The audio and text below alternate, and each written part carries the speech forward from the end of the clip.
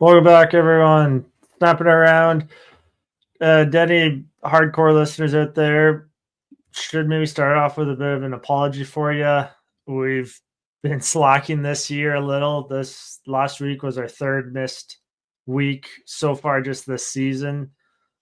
Anyone, thanks for sticking with us, though. Obviously, I know I've gone through some personal stuff. Last week, Trav, you were in Dominican, and this week you're fighting through some health issues yourself here with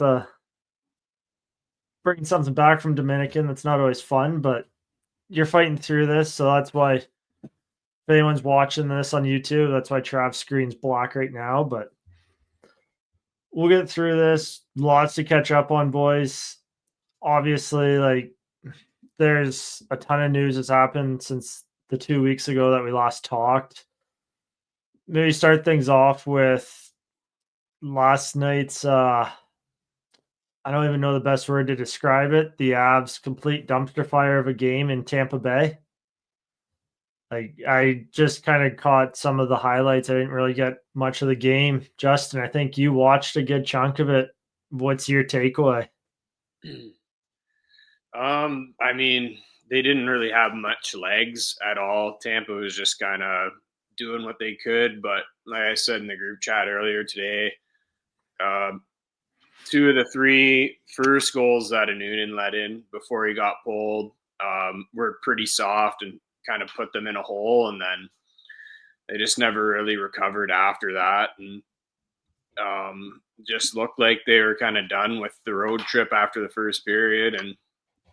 And Georgiev came in. I'd say a lot of the goals weren't really his fault, but at the end of the day, you need those saves early on, and they never got them, and it seemed to kind of just break kind of the camel's back there. So I turned it off after the second, which is something I rarely do, especially when they play at 7. I usually like to enjoy those early games, but there was really nothing to watch there other than, nice to see Ivan get a couple goals, but it was all for nothing for the most part.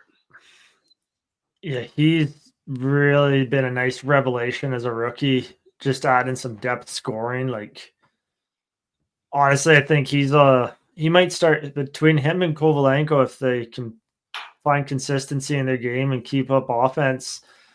They might be making a guy like Miles Wood or Ross Colton expendable here soon because those guys are cheaper contracts and doing just as much for the team as those guys. So I think you kind of mentioned it in the group chat, though, Justin. The big story coming out of it is the Avs need to change something in that. The goaltending tandem just cannot go much longer this way. It's tough look when Noonan gives up the goals he gave up. They gave up 5 in the first period as a team. You had Georgiev freaking out, snapping his stick after a goal, but I don't know what's your guys' thoughts just overall on we've had this discussion already once this year and we're having it again late November. What's our thoughts on the goaltending in Colorado? I think now, I think they've reached a point here now where this might be the game to kind of sort of kickstart the campaign on, seriously looking for help. I can see them being kind of patient with it, but I think, I think you take a game like last night where both your guys just got lit up, that, there needs to be a better solution here. We can ride these two guys for a little while. We're not in bad shape. The Avs are in a wild card spot amidst a Western Conference that's extremely mid right now. Everybody's kind of sitting near the 500 level for the most part. But I think what was once maybe a question is now more of a statement. It's kind of maybe the way I'm sort of looking at it, but I think they'd sort of take their time with it. They don't rush it. We may not see anything happen for another couple months yet.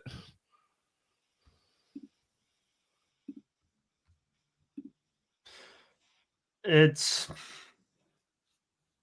yeah, I don't know, like especially if you're holding out for a guy like a veteran like Gibson, or because it's not like teams are gonna throw the Avs any good goalies anytime soon without an overpayment. So uh yeah, you're waiting to see how Gibson kind of rebounds from his injury and how his play is. Otherwise, I don't know where they go. Like, Justin, do you have any thoughts yourself on this situation and maybe a direction the Avs might go for a goaltender? Or I'm not too sure. There's not really like a whole lot that stick out that would be like clear cut improvements, right? Like Gibson could be sure, he's also quite injury prone. So depending on what goes back, like I'm guessing one of their guys goes back unless they try to push an Unen through waivers and run like a Gibson Gorgiev tandem. Like the other name that's been floating around a lot is Blackwood. Be interesting to see him on a better team. I'm just not sure if it's a big upgrade or not. But I mean, at the same time, how long can you just ride these two guys out there when it's consistently not getting better the whole time that, they have been a tandem or Gorgiev's been here? It's kind of just gotten progressively less stellar. So just like thinking in my head here of other goalies that could possibly be on the move, like I don't like Mers Leakens. I don't know. It's not really an upgrade, I don't think. So Tristan Jarry, we threw out. I don't know if we said it on the pod or you said it in the group chat. Just a Jarry for Georgiev theme change swap type thing, but yeah, I mean, you never know just what a change of scenery does, like change of a team in front of them. But like clear cut, there's not a whole lot of goalies that stand out right now. But I mean, I'm also down just to see something change in that, aspect of the roster. that's, I think, with how the season started and then how just last night's game itself, it's just one where there has to be a change in net for this team to be considered a true cup contender elite team. You can't go into the playoffs without goaltending. Like, it's just proven so inconsistent, and you just never know what you're going to get each game. So that's obviously we're going to keep an eye on that and just see how it goes. But I mean, if we come on here fresh in the new year and there's not a change, then that's probably when you start to maybe hit the panic button a little and just pray that guys like McKinnon, Makar, and Rantanen can drag the team to any type of playoff success, barring any goaltending deficiencies that the team has. So one thing for goaltending, though, the Avs have never been good at, and it's just more evident now with the Noonan, is developing. He hasn't really developed much, but something that's changing on the development front for a lot of teams and how they think and even players is this is about 2-3 weeks old news. NCAA CHL reached an agreement allowing CHL players to play Division One NCAA hockey. I kind of went through this, boys, a little like on my own time reading. Basically, the NCAA is saying that unless a CHL player is getting paid more than the OHL agreed per diem, they're for certain equipment, for boarding and all that, then the CHL player is not allowed to play in the NCAA if they're taking any type of money outside of what's already agreed upon. So I think the biggest issue with this has always been what was it, 2-3 years ago when the NIL and NCAA happened, like the name, imaging, and license or likeness agreement for players in NCAA. As soon as that happened, this was just inevitable, having CHL players go, because you're having college players making millions just on their name or their brand, essentially. And CHL players they're literally getting paid about maybe $90 a day just to have some pocket money to live off of themselves. It's like there's a lot more that's gonna come out on this agreement, and just there's a lot to be refined. There's already been a lot of movement in junior hockey now for players like jumping back to the CHL. Obviously, just as the year goes on, it's going to get worse in terms of player movements. But what's your guys' overall thoughts on this situation and the agreement now that CHL players can play in the NCAA? I mean, I think it's a pretty good kind of revelation of for the players just in general. Like the leagues is another thing, but I think it's great for guys that just opens up a lot of avenues. Like, you know, they can kind of play in a good league before they possibly go to college, or guys that, you know, probably aren't going to make the NHL can go to a better school in the States and play better hockey, you know, get a better education.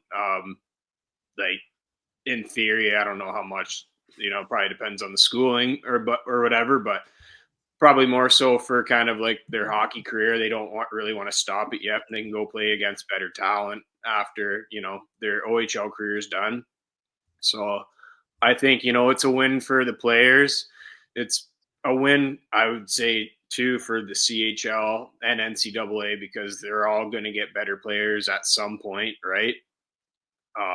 Whether that's the NCAA later and the CHL now.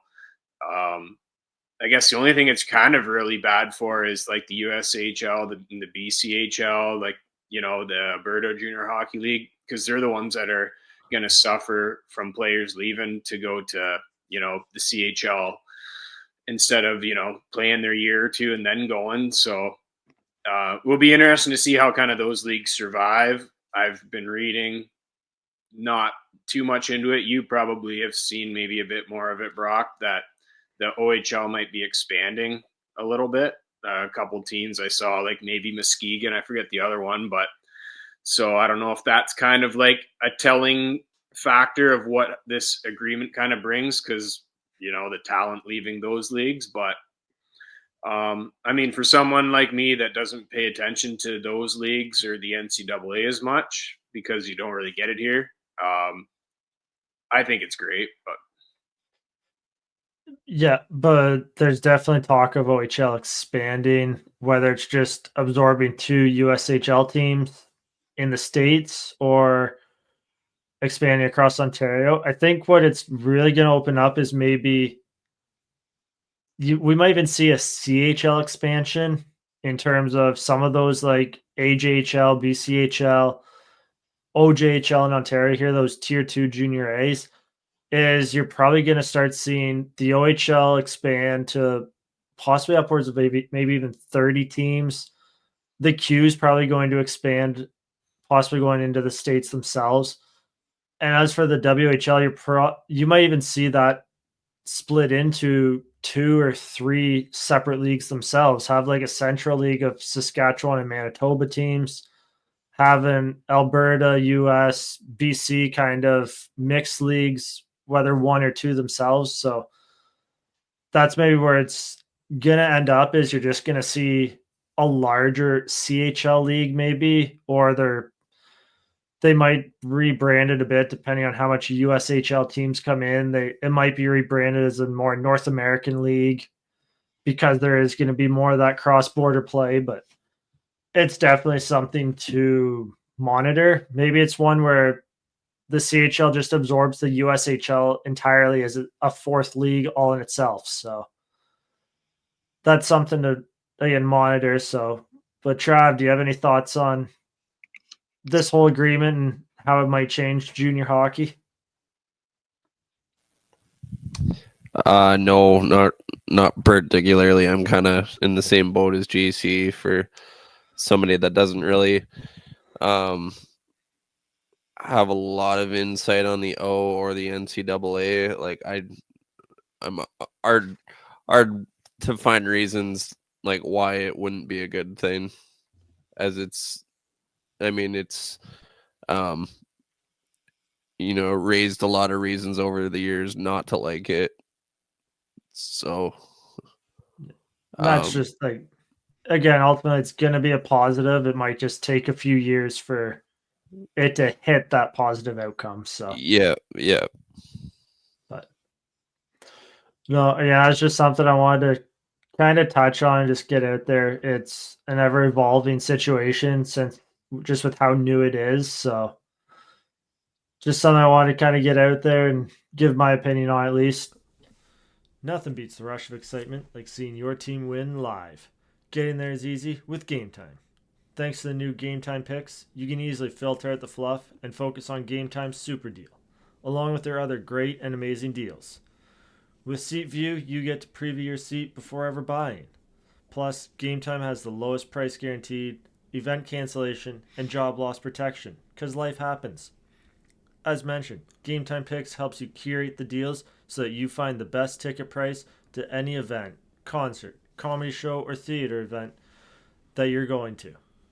So take the guesswork out and relax about ticket purchases with Gametime. Download the Gametime app or go to gametime.co. That's gametime.co and create an account. Use code THPN for $20 off your first purchase. Terms apply. Again, create an account and redeem code THPN for $20 off. Download or visit Gametime today. What time is it? Gametime. Another very new and ever evolving situation is Jim Montgomery's coaching career. He spent a whole 5 days on the shelf of unemployment before being scooped up by the St. Louis Blues after being fired by Boston. I guess his time in Boston, boys, can be described as interesting to say the best. Like, good regular season teams. He coached them to the record of regular season points or wins or something like that. And 2 years late after that, he's fired from the organization and is now in St. Louis. So who wants to jump on this one first and just let's maybe start with kind of like how his whole tenure with Boston went, like just from regular season success to nothing. Yeah, I'll jump on that. Yeah, it's there's nothing over the top that Montgomery, I guess, really did in Boston. But I mean, if you're looking at numbers and stats, it's like his time there was actually pretty effective in terms of his his win-loss ratio, his ability to have success in the regular season. And I know playoffs are the only time that matters, but I mean, realistically, Boston, even in the record-breaking season, I had a hard time believing that Boston had the team to go all the way. So, yeah, like it's a weird one because like there was that whole dilemma on, Allmark getting worn out in that Florida series, the year that they got upset by Florida, and now they should have played Swayman. And then there's a bunch of eyebrows raised, and then last year it was looking like it was going to be he wasn't going to make the same mistake, but then Swayman was, other than Shesterkin, probably the best goalie in the playoffs last year. So, I can't say I'm surprised that his shelf life of not having a coaching job was short, because his track record is pretty applaudable. And with this Western Conference being the way it is right now, like there's no doubt he does not have a contending team in the Blues, and he won't this year. Like they're not built to go deep, but I wouldn't put it past him to be able to drag this Blues team into a wild card spot.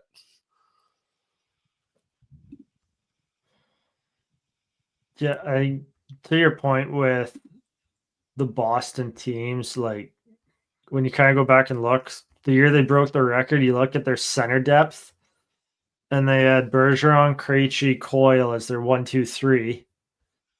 Last year, obviously, is kind of they had Coyle, Zaka, Geeky, and then this season they brought in Elias Lindholm to kind of give them a true 1C, and it's really just upset the balance of the lineup almost, because they went from last year having the identity of Pasta's your star forward. Every other line has more of that workers mentality type because you don't have a true offensive guy. But as soon as Lindholm came in, everyone gets pushed down, and all of a sudden your mindset flips to, okay, I'm playing a line lower than I did last year. I should be able to get more offense this year. So you might cheat the game a bit. And I haven't really watched a lot of Bruins games. I don't know what is going on there, but you can look at their stats and they're starved for offense. Like Pasta's carrying the load and Marchand's doing his best at 36 years old. Outside of those two, though, like there's so much sporadic and just random depth scoring that they just have no one taking hold and giving Pasta help. So, Justin, you got Trav? No, I was just gonna add. I'll give a little nod to the Amazon docuseries too. I thought the way that Montgomery was highlighted in that around the episode that revolved around Pasternak kind of made me change my tune on him a little bit. Like I'm starting to think that he may not be a cream of the crop coach, but I think he's better than people might think he is. I really like the part where they showed about him after Game 6 calling out Pasternak to the media, and then there was and I remember when that happened, and everybody's like, oh yeah, like that's a good thing. Call out your star player heading into Game 7, and but when that docuseries came out, Montgomery said right after I did that, I called Pasternak into my office and I said, hey, like I'm just letting you know I did mention your name in the media, and they're probably going to ask you about it, before Pasternak walked into the fire. And then lo and behold, he scores the Game 7 winner. I thought that was kind of cool. Like, I think he's, and you've seen the whole thing with Marchand this year too. Like, he holds his guys accountable, which I'm not going to say a lot of guys in the league don't do, but it's something that I think is wearing off a little bit. I think that's something that wears thin though too, because he called out Swayman at times this year. You mentioned Marchand, like it's a tactic you can only use so often, and if you use it too much, too quick, like in so much succession, then players are gonna tend to probably tune you out more times than not. But like last point with the Bruins here, Justin, was Montgomery kind of mentioned Swayman. His first 2 seasons, he had Swayman and Allmark playing both at like Vezina caliber levels in net. And this year, the goaltending's not there. Like, is this maybe did some of Montgomery's coaching ability in terms of defensive systems kind of get masked with great goaltending in his first 2 years? I think some of it probably did, yeah. Like, when you have one, let alone like two good goalies, one good goalie, like, you're probably going to look like a pretty decent coach, but they're I think, the contract holdout with Sway really kind of affected the way he started now. I don't expect it to continue all year, but I think that's kind of taken its toll. And Corpusalo hasn't really played that bad after that start, but now he doesn't really get as many. And now I think you guys kind of nailed a lot of it. Like, their rosters gotten I think a little worse every year. And like, I'd say maybe a little less like talented, especially for goal scoring, which really hurts. I don't think that lower guy has been playing a whole lot this year. And I mean, from what I saw last year, I think he should be kind of getting as much time as possible. I think they might be asking too much of Z. Ask him to play too much of a game that's not really his game. You get a big contract. Sometimes you feel like you have to do too much. And then I think there's internal stuff too, like just listening to other podcasts and like reading things. Like apparently the Bruins management told Sacco to be ready in case this thing goes off the rails. Like that's true or not true, whatever. But I'm sure, those things probably get spoken about around. And, if you're Montgomery here and that, you're being like, I just led this team to 2 second rounds, like pretty good regular seasons. The only team they lost to in the playoffs was a team that went to the cup both years. So not saying that I thought either of those Bruins teams were going to be like cup winners, but I mean, those aren't 2 bad years. You probably expect a bit more that first year, but I mean, you lose the team and goes to the final. I don't know. I think he's a pretty decent coach when there's a decent roster. He had, that Dallas team was really good when he was there for a bit. So I think there's a lot. I think St. Louis and them kind of always had their eyes on each other too. I don't know if there's anything going on behind the scenes there or whatnot, but I kind of always think that was a thing. Like that was pretty quick for, 5 days. But it'll be interesting to see what happens with the Bruins now. I think they have more of a roster problem than they ever did a coach problem. That was going to be my final thought before kind of flipping this over. Right now, Boston has 4 forwards signed beyond this season. Pasternak, Lindholm, Coyle, and Zacha. And it's not like when you go down their depth chart of anything, they have a lot of like young, promising, talented forwards coming up outside of maybe Poitras, who again caps out at a second line player probably at best. Like the Bruins are going to have flexibility here, but they also, with that flexibility, can also cause some issues. So it definitely, this has to turn the attention to Sweeney in the front office in Boston just for the pressure now, because they've basically kept the roster the same and have now fired Cassidy and Montgomery within 4 years of each other. So Claude Julien before that, like he's a pretty decent coach, right? Yeah. Like someone else said earlier too, like not one of us, but like they have like nobody on ELCs in this lineup. Like you kind of brought it up. Like where's the drafting that, like we all look back to that 2015 draft. They really screwed the pooch there with 3 picks in a row. And it hasn't really been that great since then.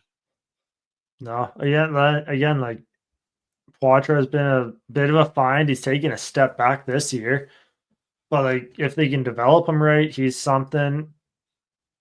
Lorai is about the only other like decent young player they have of promise. So, and it's pressure shifts to the front office in Boston now. But quick note, even on St. Louis, though, when you look at it, it's not like Montgomery's going into a situation that's a whole lot better. Like Trav, I think you touched on it. Them again, they have Kyrou, Thomas, Shen, and Buchnevich signed beyond the 25-26 season for forwards. Oh, and you have Neighbors for 1 year after that too. But again, the Blues out, like you have this year, you have next year, and then there's a lot of flexibility in their roster. So like I've heard it on other podcasts too, that Montgomery's a very X's and O's coach, a very systematic coach. If you have a lot of roster turnover, it's maybe a good thing he got a 5-year deal because he's going to need 2 or 3 years just to implement his systems with how much this Blues roster is going to look to turn over. So, and bringing it back to goaltending, Binnington and Hofer have been worse than Korpisalo this year in terms of goaltenders. So far in the 24-25 season, like I know Montgomery got the win last night in his St. Louis debut, but Jonas Korpisalo has been his best goaltender, and he's basically just below league average. It's a tough one for Montgomery. Like you said, Justin, there's something nefarious probably going on behind the scenes, given that it was a 5-day stretch where he was unemployed and signs a 5-year contract with St. Louis so quick. I think the real issue here is too, like Drew Bannister, because what he have half a season last year and then signed an extension to be head coach this offseason for 2 years, makes maybe only makes the 20 game mark before he's let go in St. Louis. And it's not like they were doing overly bad. Like they had no one really expected them to be much more than maybe an outside dark horse wildcard team. Yeah, he never really got much of a chance at all, but the way this game works though. It's unfortunately the coaching business in professional sports is cutthroat at times. So. The puck is down and the 24-25 season is underway, which means the quest for the Stanley Cup starts now. Get in on all the action at Draftkings Sportsbook, an official sportsbook betting partner of the NHL. Whether you're a first-time bettor just looking for a simple pick team to win, or whether you're a seasoned bettor looking to do parlays and up your game, you get it all done at DraftKings Sportsbook app. And if you're new to DraftKings, listen up. New customers bet $5 and get $200 in bonus bets instantly. Download the DraftKings Sportsbook app now and use code THPN. That's code THPN for new customers to get $200 in bonus bets when you bet just $5. Only on DraftKings. The crown is yours. Gambling problem? Call 1-800-GAMBLER. In New York, call 877-8-HOPE-NY or text HOPE-NY 467-369. In Connecticut, help is available for problem gambling. Call 888-789-7777 or visit ccpg.org. Please play responsibly. On behalf of Boot Hill Casino and Resort in Kansas, 21 and over. Age and eligibility varies by jurisdiction. Void in Ontario. Bonus bets expire 168 hours after issuance. For additional terms and responsible gaming resources, see dkng.co/ice. Staying in the Western Conference, let's shift way out west now to Vancouver. Obviously, this would have made a little more sense last week in terms of the JT Miller stuff going on in Vancouver is a lot more fresh. But this was one like a week and a half ago in Vancouver's loss to Nashville. Miller got benched in the third period. And when asked, Tocchet basically said after the game, he went with guys that he thought would get them back in the game. Well, considering Miller's kind of been one of their top dogs since getting to Vancouver, if you aren't relying on him in every situation to win you a game, what are you doing as a coach? Because not only is he signed at $8 million per year, but he's also like actually producing for them this year, which not a lot of guys in Vancouver have. Obviously, like stuff has come out. He's taken a personal leave from the team. Elliot Friedman's reported it more as or more as a shoulder issue that Miller wants to deal with rather than anything else. But I don't know, like, what's your guys' thoughts early on this year? I mean, 20 games in now, we're a quarter of the way through. What's the thoughts on Vancouver? Because they had a lot of hype coming into the season and just haven't really done much. I'm not surprised that they're not off to the same start as last year. Like, I think we can all agree that was a little bit fluky. But And I think you kind of raised the question there, Brock, but like, what are the Canucks this year? Like, you know, they'd take by far the biggest leap of any team last year, far and away the biggest leap. You know, they damn near upset the Stanley Cup finalists in the second round. Well, I don't know if you call it an upset, but damn near got by the Oilers in that second round series. You know, you got to think for, you know, Hughes, Miller, Pedersen, all those star guys, that there's another big dominant season coming, that the Canucks are a for sure playoff team, and they're looking more like the team that they were 2 seasons ago than they were last season. I think they're gonna come around eventually, but you know, I think their ceiling this season to me seems like first round exits. I think they got a lot of underlying problems, starting with that Pedersen contract. That's gonna bite them, I think, for a number of years here. He is far too inconsistent for the money that they paid him. You kind of said it, inconsistency. Like, he got paid because he got onto a hot stretch, and basically Vancouver management didn't want it to get too out of hand, so they gave him that money. It again, like, you look at Vancouver's blue line even this year, outside of their top pair of Hughes and Roenick, they have no real defenseman that's going to move the puck whatsoever. They just have a bunch of old time, kind of bigger, tougher, like in your face guys. And when you're a team, like, especially when you don't have Demko in net to really, as a legit, like, top tier goalie every night, if you don't have defensemen that can move the puck out to your forwards quick or anything, your goalie better be playing good. And Lankinen has done a decent job early on, Justin, but it's just, again, like, is Vancouver maybe another situation where you see a coach have good regular season success and then just a small blip in team's play might cause Tocchet to lose his job here at some point? Yeah, I could see Tocchet's shelf life there being shorter than probably what it should be. But again, like, another kind of roster construction thing, especially, like, I don't know, like you said off the start, not having Miller out there when you need a goal seems a bit questionable at best. Maybe not, you know, other than Hughes, he's your most productive, consistently probably productive player. So there must have been some other things going on there too, like that he's seeing maybe, but which could lead to his absence. But yeah, I wouldn't say I'm surprised with where they're at right now, especially with considering how surprisingly good Calgary has been this year, which we never really talk about them. I feel like they've been having a pretty quiet year in that Pacific division, but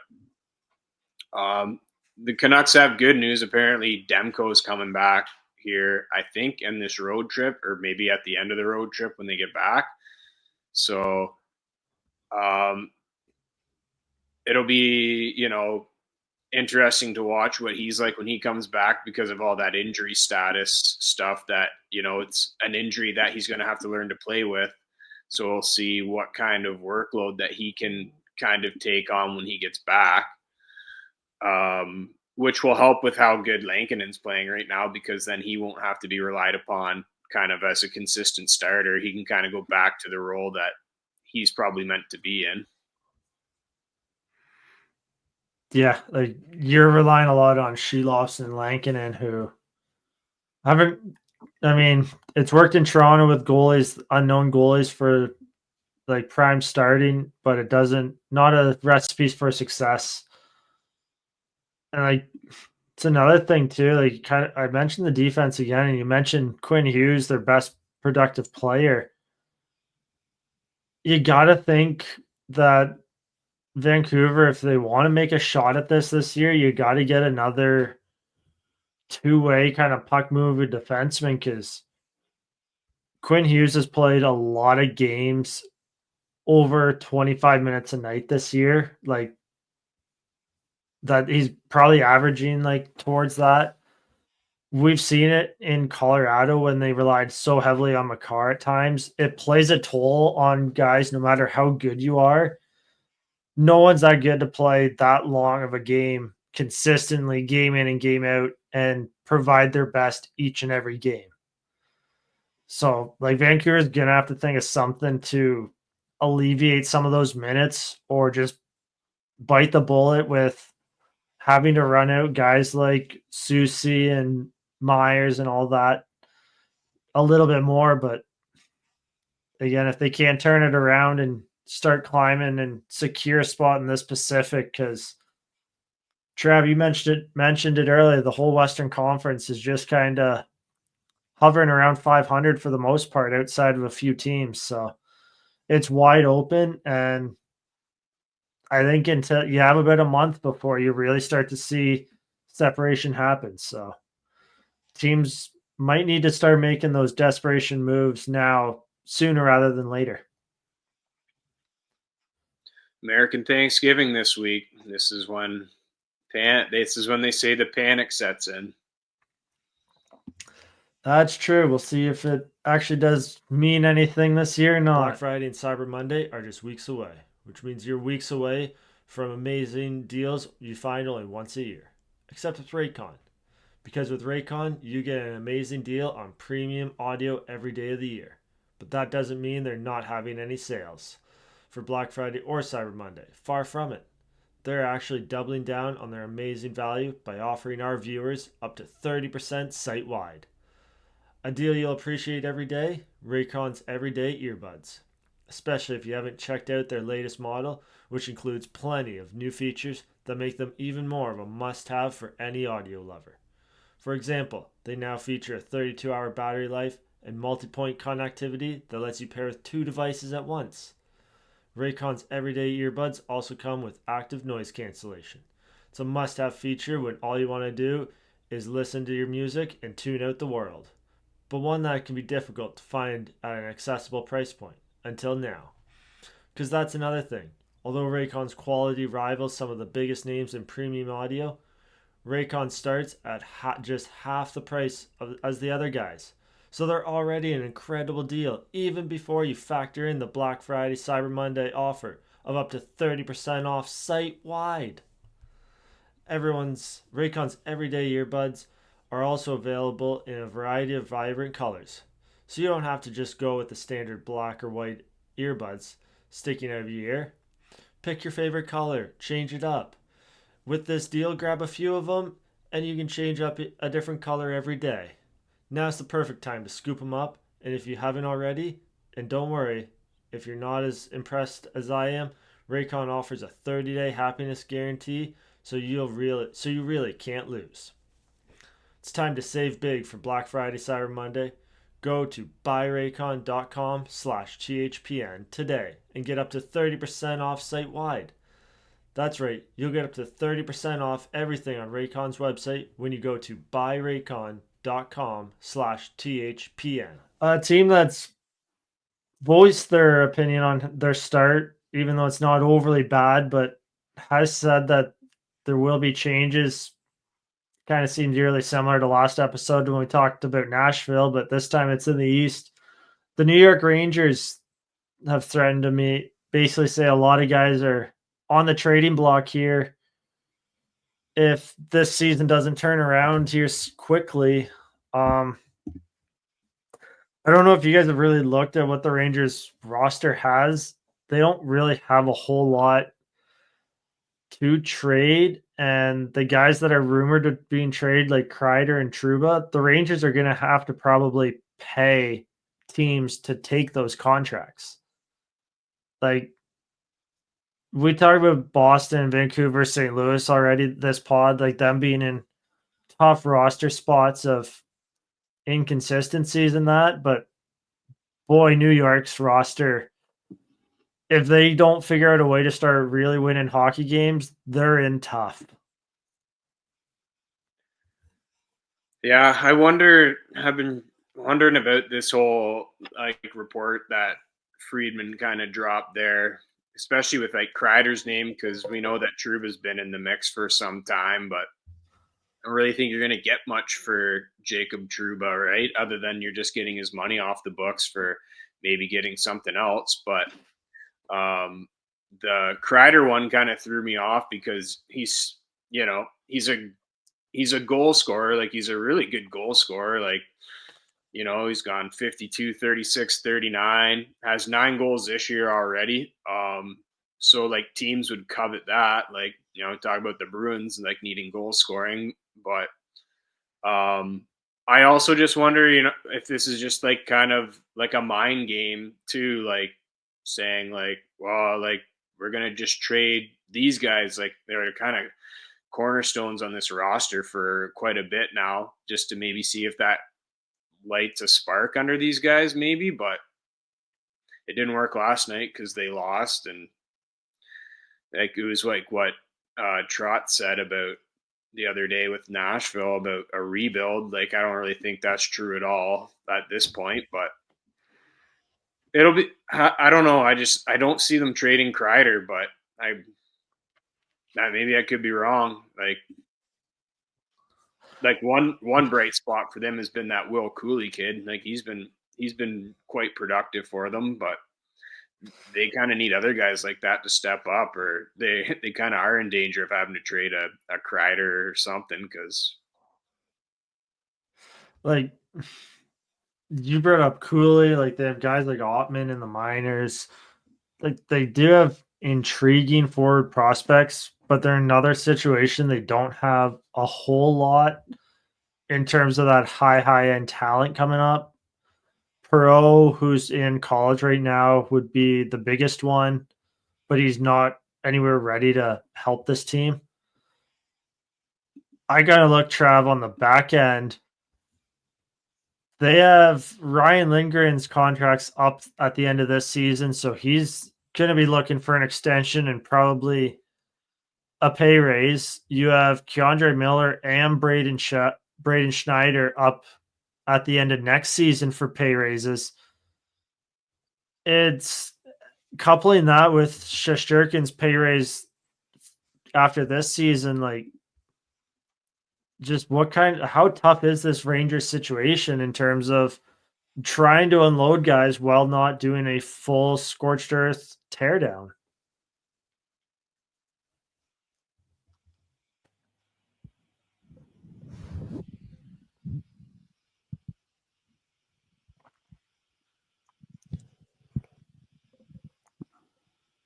Trav, you there? Yeah, sorry. Yeah, I'm just trying to kind of draw my thoughts together for that one. Bit of a loaded question, but yeah, my hearing also isn't the greatest at the moment. Yeah, we'll give you a pass on that.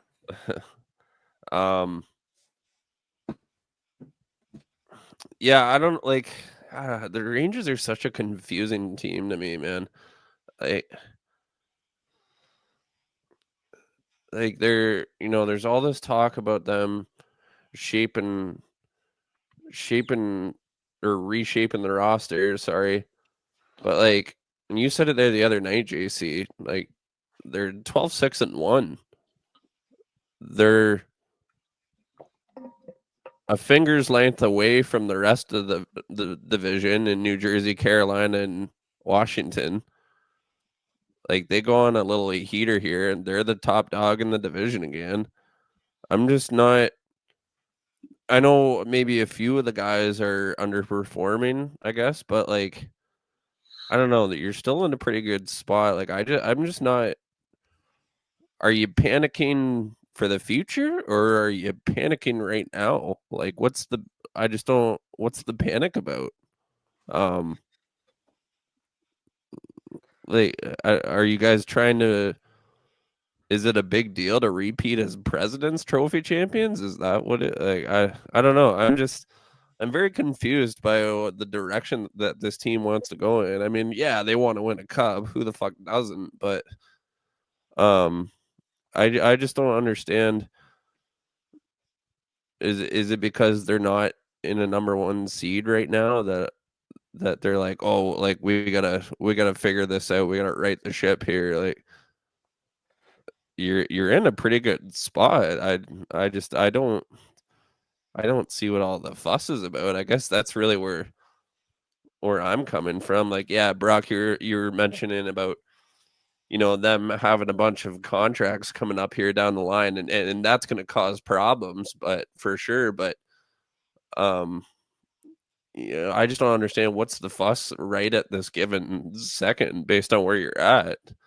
Like, the East is pretty much the same way as the West in terms of what I said earlier. Like, there's a lot of teams floating around that 500 level right now. There's a lot of very mediocre mid teams in the East as there is in the West. I wouldn't say that the Rangers are mediocre right now. I mean, they haven't been outstanding, but they got a little bit of leeway on the rest of that pack. Like, I don't know. That's mostly where I'm coming from. Is just I just don't understand. Like, what's the big hurry here? There's a long season ahead. You know, Panarin's playing good. You know, a few of your other guys are playing pretty good. Obviously, Will Cooley's been a bright spot. Shesterkin's playing fine. I don't really have a lot more. I mean, other than I just be reiterating myself at this point. Maybe that's it, though, Travis.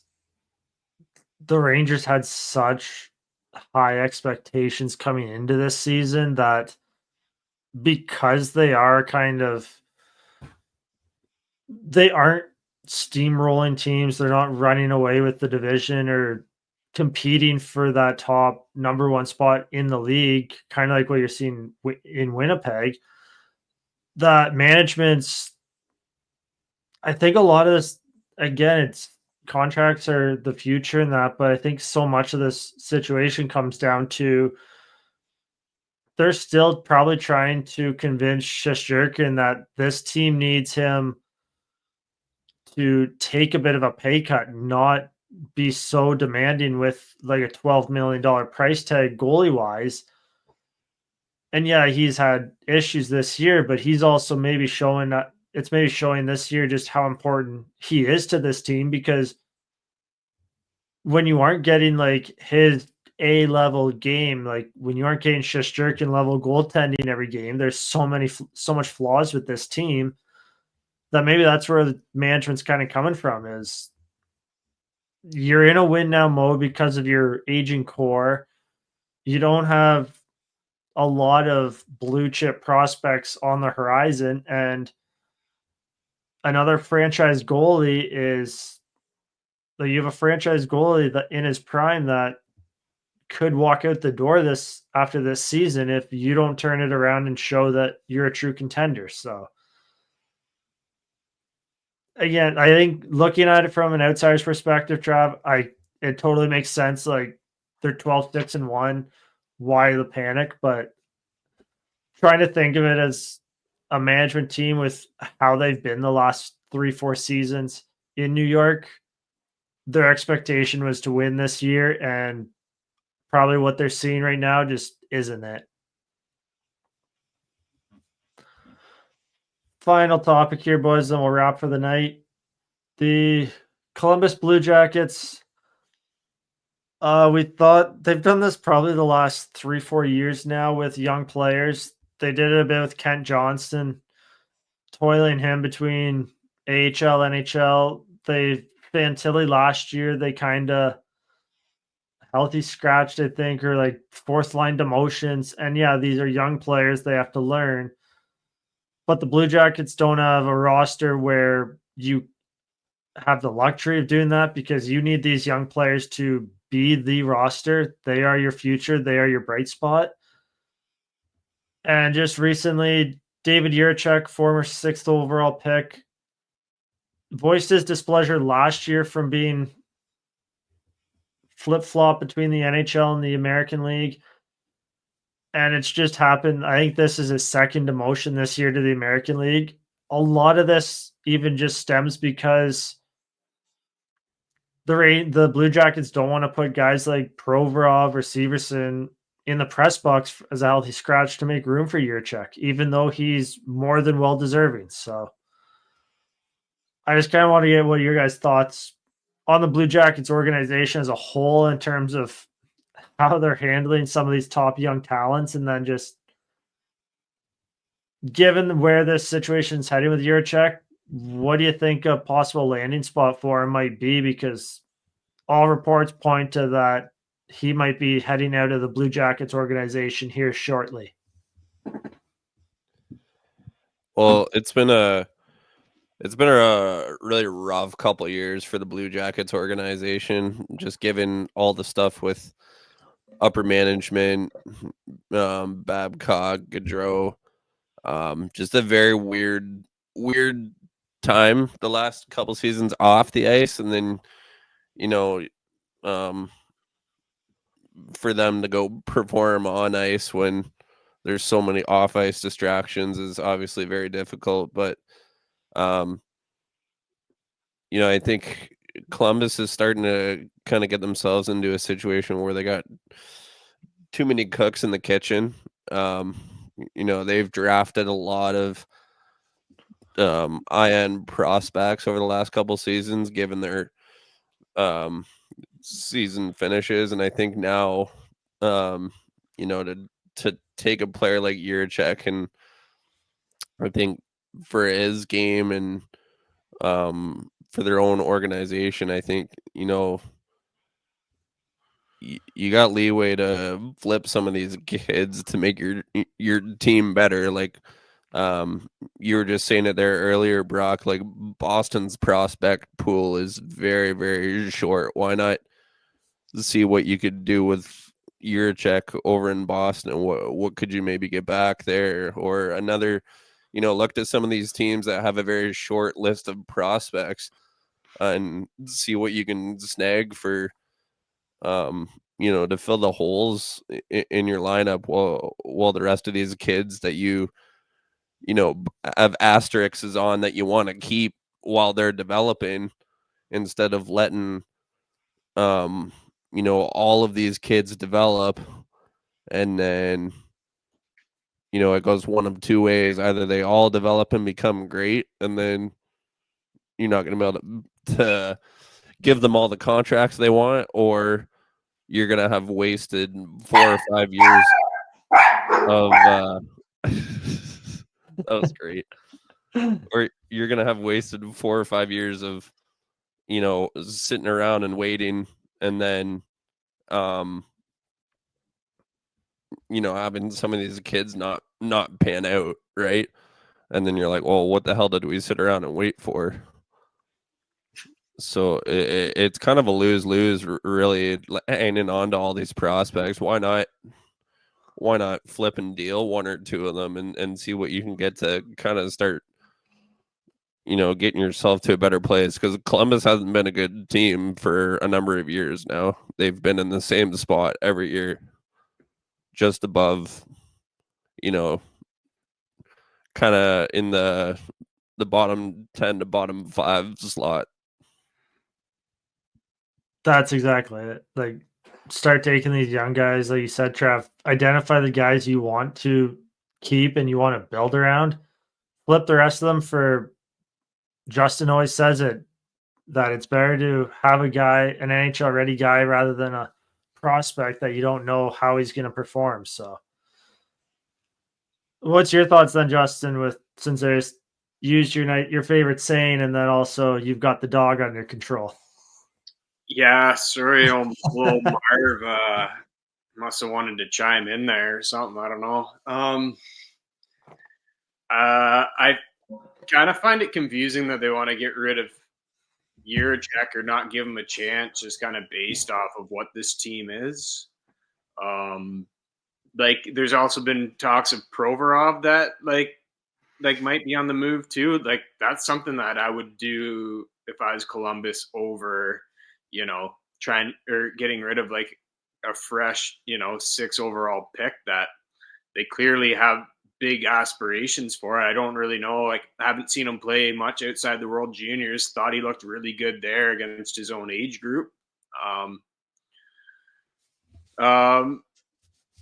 But I guess they have other plans that don't involve him, which I find odd, but is what it is.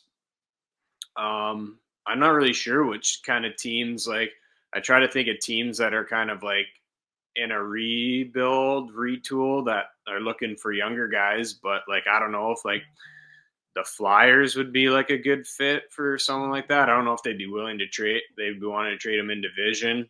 I've been reading like the Wild maybe too, which I don't know, seems odd, but like, yeah, I just kind of look at teams that like Chicago, I think would be good. Like they have lots of room on like their defensive kind of prospect side that I think you would fit in well with. But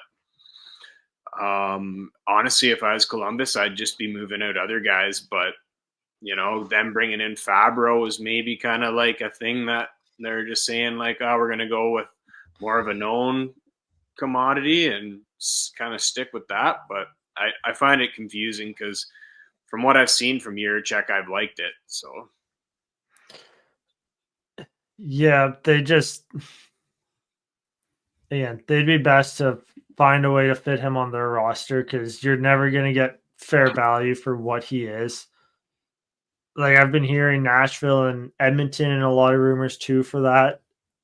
Honestly, if Edmonton could flip it, that'd probably be a huge get for them because their defense on the NHL side is so thin once you get past 3 guys, and even that third guy is like questionable. So, but no, it's a situation that's I'm curious to just how it unfolds because Trav, you kind of said it. Columbus is in a lose-lose situation regardless of how this plays out. So we'll keep our eye on that as well as other things happening around the league. Thanks for tuning in tonight, this week, everyone. Catch us next week. We are going to kind of go over what we think 4 Nation rosters might look like as that announcement is about 8 days away. So we'll give you our thoughts on what we think the rosters will be and break them down, as well as snap around any other NHL news that happens. And thanks for tuning in. Hit subscribe on YouTube and hit subscribe and download it on your favorite podcast player.